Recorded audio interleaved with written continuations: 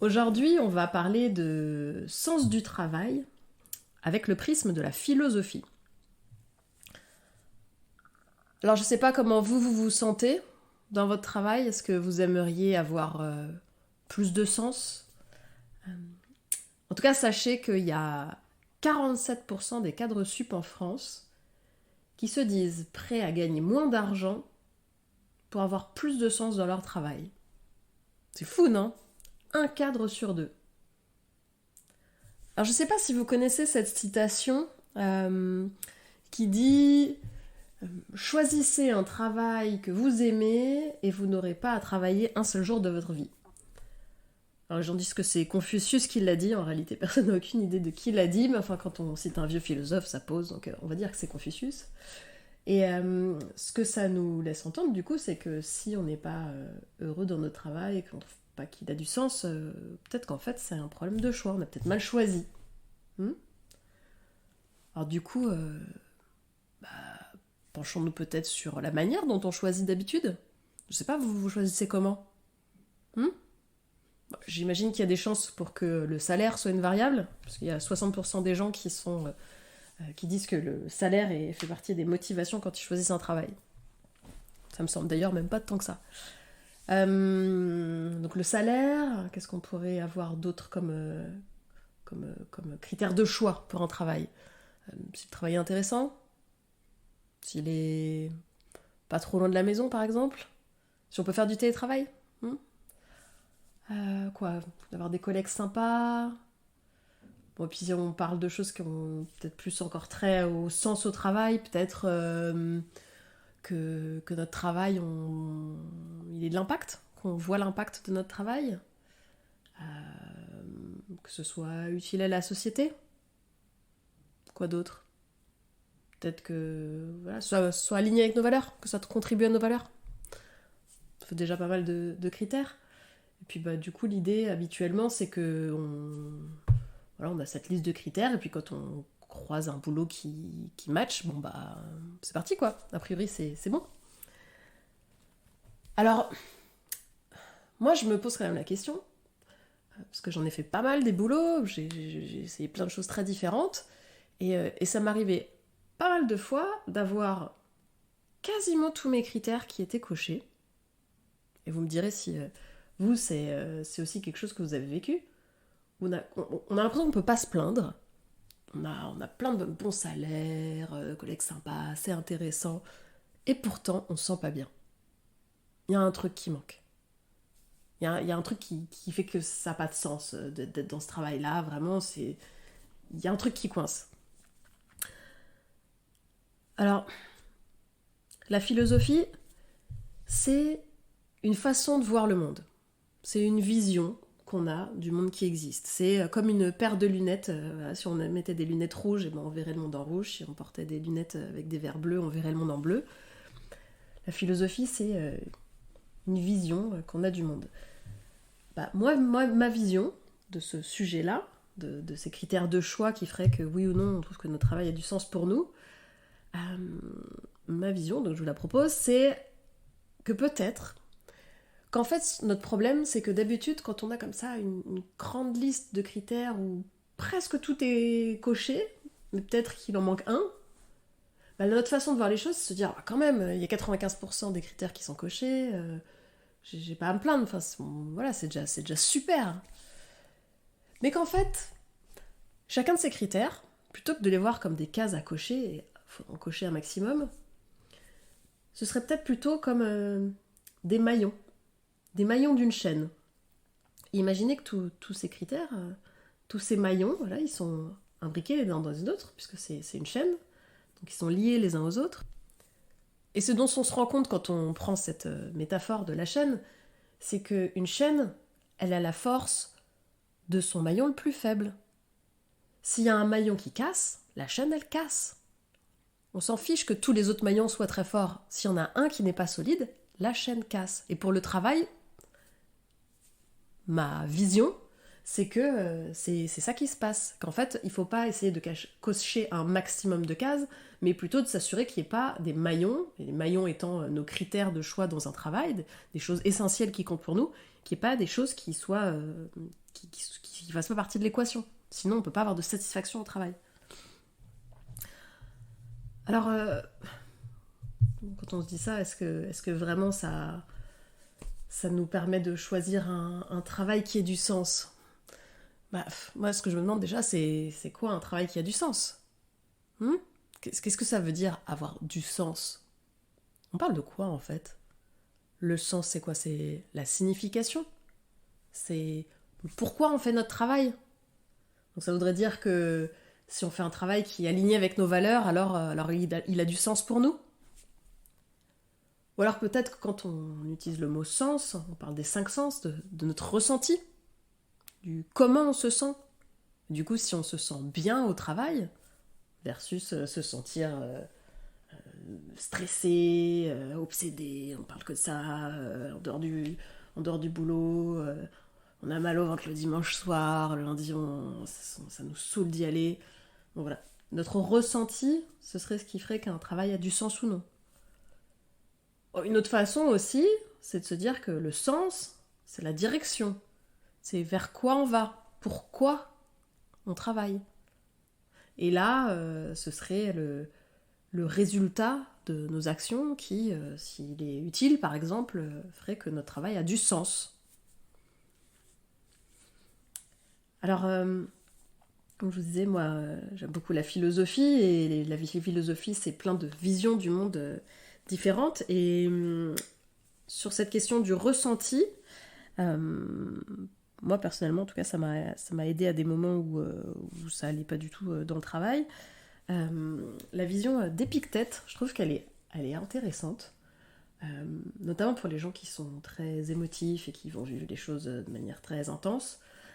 Épictète, donc c'est un stoïcien, et les stoïciens, ils ont une vision du monde où le monde, il est déterminé, il y a un ordre du monde qui est écrit, auquel on n'échappe pas, et donc finalement on a le choix entre deux façons de réagir à ce monde qui de toute façon est tel qu'il est. Soit on lutte contre, on va à contre-courant et on se pourrit la vie, pour rien. Soit on fait en sorte de souhaiter que les choses adviennent telles qu'elles adviennent. Et le conseil d'Épictète, des stoïciens, c'est de souhaiter que les choses arrivent telles qu'elles nous arrivent, et de ne pas se battre contre des moulins à vent.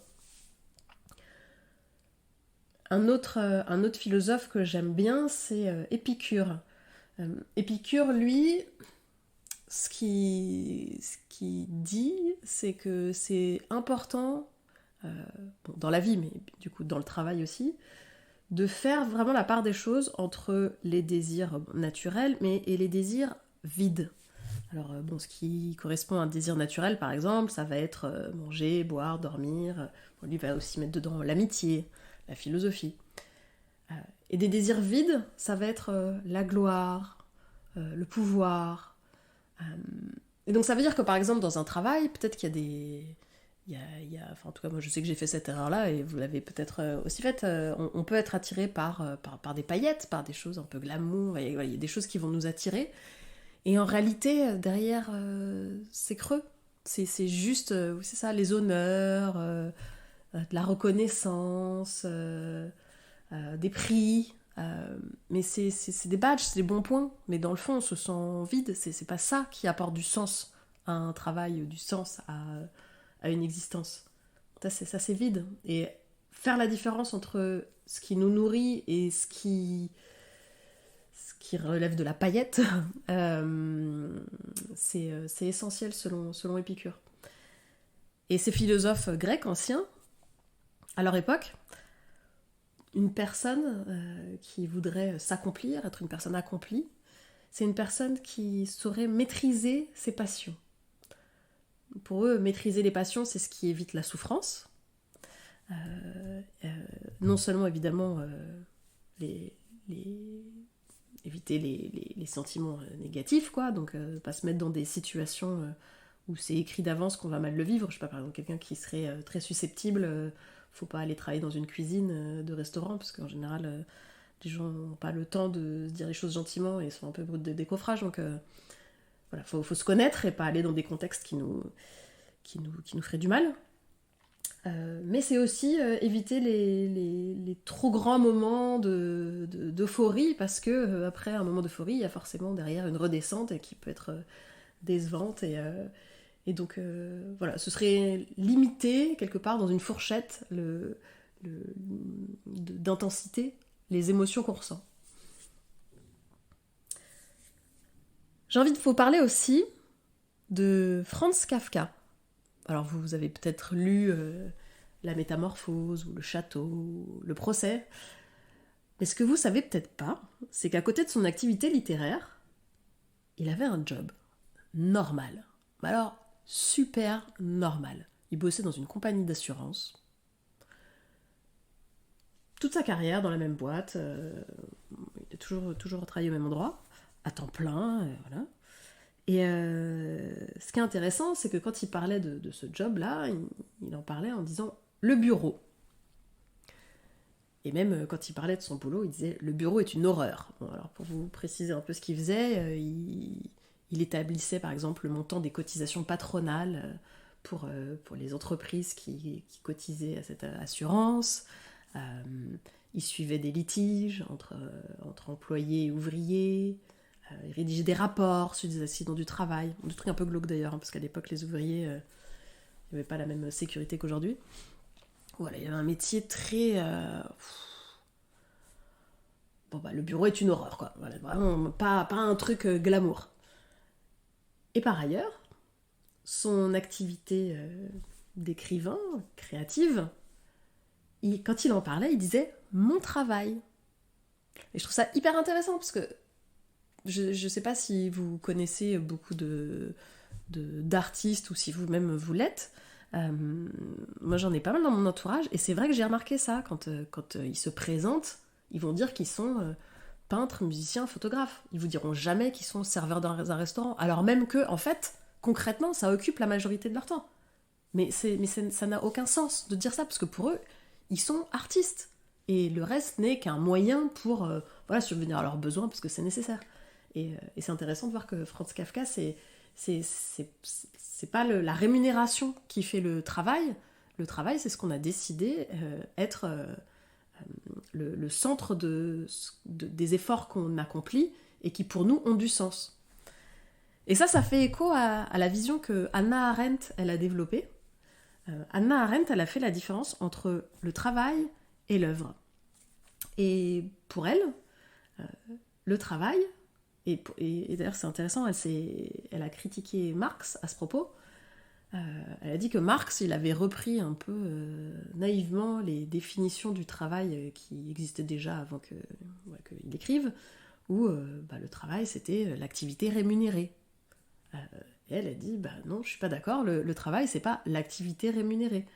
Le travail domestique, par exemple, c'est du travail. Et elle, la différence, elle ne la met pas à ce niveau-là, au niveau de si l'activité est rémunérée ou non. Pour elle, le travail, ça va être tout ce qui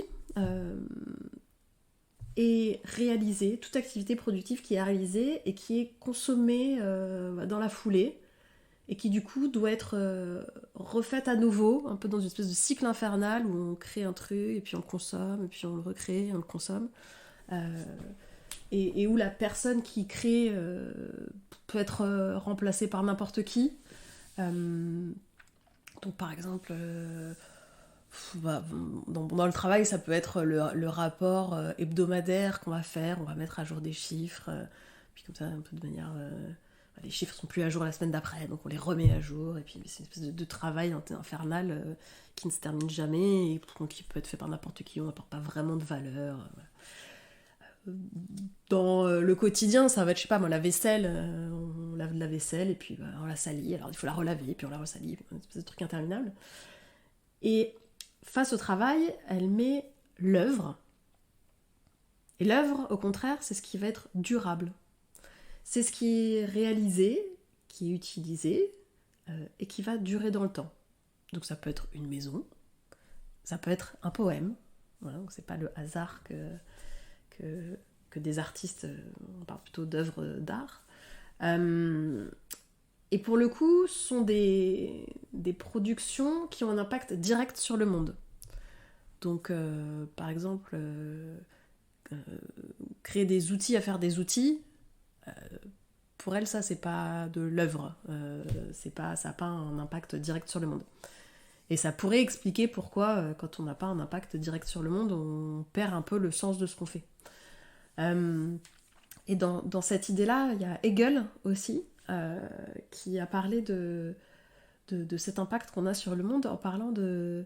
Vous savez, quand on est petit et qu'on fait des ronds dans l'eau, on jette des cailloux, puis ça fait des ronds, enfin des petits d'ailleurs plus grands aussi, hein, mais bon, en tout cas, je pense qu'on l'a tous fait. On peut faire des ricochets pendant longtemps, en fait, et ça, on est d'accord que ça n'a aucune activité productive, ça ne sert à rien en soi. Et pourquoi on le fait? Et lui, Hegel, il dit que, en fait, réaliser une action dont on voit l'impact sur le monde, c'est ce qui nous fait prendre conscience de nous.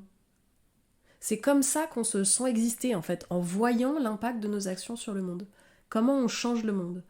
Et d'ailleurs, même, il va assez loin, parce que dans sa dialectique du maître et de l'esclave, notamment, bon, c'est assez complexe comme pensée, mais il y a un bout qui continue dans cette idée-là, où il dit que carrément, le maître d'un esclave, bah, sans son esclave, il n'existe pas. Alors que lui, l'esclave, il existe, puisque lui, il change le monde, il fait un travail qui impacte le monde, donc il se sent exister. Alors que lui, le maître, sans esclave, il n'a aucune existence. Si l'esclave allait jusqu'à prendre sa vie parce qu'il ne veut plus être esclave, eh ben, le maître n'est plus maître si elle n'a plus d'esclave. Et du coup, ça veut dire que on a besoin de la reconnaissance des autres pour se sentir exister. Donc, pour Hegel, la façon de se sentir exister, c'est d'un côté de voir notre impact sur le monde, mais c'est aussi de voir la reconnaissance des autres. Enfin, l'enfer, c'est les autres, Sartre, c'est de manière négative, quand même la même idée. Et Nietzsche, il est aussi dans cette idée de l'action, et en l'occurrence Hannah Arendt aussi, dans le sens où pour lui, pour devenir qui l'on est, donc pour donner du sens à sa vie quelque part, pour être qui on est, il faut agir. Il n'y a pas de... Déjà, il n'y a pas de définition a priori de qui on est. On n'est pas comme des graines de plantes, quoi. On ne sera pas un tournesol parce qu'on est une graine de tournesol, ou on ne sera pas une rose parce qu'on vient d'une graine de rose. Il n'y a rien d'écrit a priori. Et du coup, on est unique, on a des spécificités particulières, et on est les mieux placés pour les découvrir. Et c'est notre travail de les découvrir, et on va les découvrir en agissant. En faisant des choses, ça va nous renseigner sur qui on est. Et ça va définir qui l'on est. Donc pour Nietzsche, évidemment que ça n'existait pas à l'époque, mais son idée, c'est que les bouquins de développement personnel ou les livres de management, faut pas les écouter comme des recettes qu'il faudrait suivre à la lettre. Ça n'a aucun sens. Pour lui, il n'y a pas de normes. Dieu est mort, il n'y a pas de sens à rien de toute façon. Mais ce que lui, il pense vraiment profondément, c'est qu'il n'y a pas de règles. On n'est pas des moutons. Et il faut prendre conscience du fait qu'on est unique, et il faut agir sur le monde pour se définir. Donc finalement, qui l'on est, c'est au-devant de soi, et ça se réalise parce qu'on va aller dans le monde et agir. Donc, si on résume ce qu'on a vu ensemble, le sens du travail, c'est aussi bien sa signification, à quel point c'est en lien avec nos valeurs, que tout ce qui a trait à notre ressenti, à la manière dont on se sent, est-ce qu'on est bien dans notre travail, que la direction vers quoi on va, le résultat que produisent nos actions. Confucius, lui, nous a dit qu'en choisissant bien, on n'aurait plus l'impression de travailler un seul jour de notre vie. Bon, là, il faut peut-être faire 15 ans de coaching pour y arriver, donc en tout cas, mais c'est intéressant, effectivement, que ce choix-là, il est déterminant. Les stoïciens, Épictète, eux, nous disent de ne pas nous prendre la tête sur ce sur quoi on n'a pas d'impact, mais plutôt se concentrer sur les choses qui sont et juste les accepter telles qu'elles sont et encore mieux souhaiter qu'elles adviennent telles qu'elles adviennent. Épicure, il nous dit de ne pas se perdre dans des désirs vides et creux qui ne donnent pas sens à la vie et voilà, ne servent à rien. Franz Kafka, il fait la différence entre le travail rémunéré et le travail que nous, on estime être celui qui est important et qui nous réalise. Hannah Arendt, elle fait la différence entre le travail qui est immédiatement consommé et qui peut être réalisé par n'importe qui, et celui qui va être durable dans le temps, qui va laisser une trace et qui a un impact direct sur le monde. Et Hegel, lui, il nous apprend que, en tout cas sa vision, ce qu'il partage, c'est qu'il estime que on se sent exister dans le monde quand on voit le résultat de notre action sur le monde, qu'on le modifie, et on se sent exister aussi au travers de la reconnaissance des autres. Et Nietzsche, lui, il nous encourage à penser par nous-mêmes, à ne pas suivre des recettes toutes faites, de laisser tomber les injonctions à être d'une manière ou d'une autre, mais plutôt à essayer de comprendre comment on fonctionne, nous, chacun, individuellement, et c'est très bien, le développement personnel, les livres de management, la philosophie, tout ça, ce sont des visions du monde qui sont des systèmes de pensée intéressants, qui peuvent nous inspirer. Et après, c'est notre travail, c'est de nous connaître, chacun, chacune, de connaître nos spécificités et de savoir ce qui va le mieux nous convenir à nous personnellement, sans écouter les voisins, et nous, d'ailleurs, sans donner des conseils aux autres, parce que chacun fonctionne différemment. Donc, pensez par vous-même. C'est ça le grand conseil, pensez par vous-même.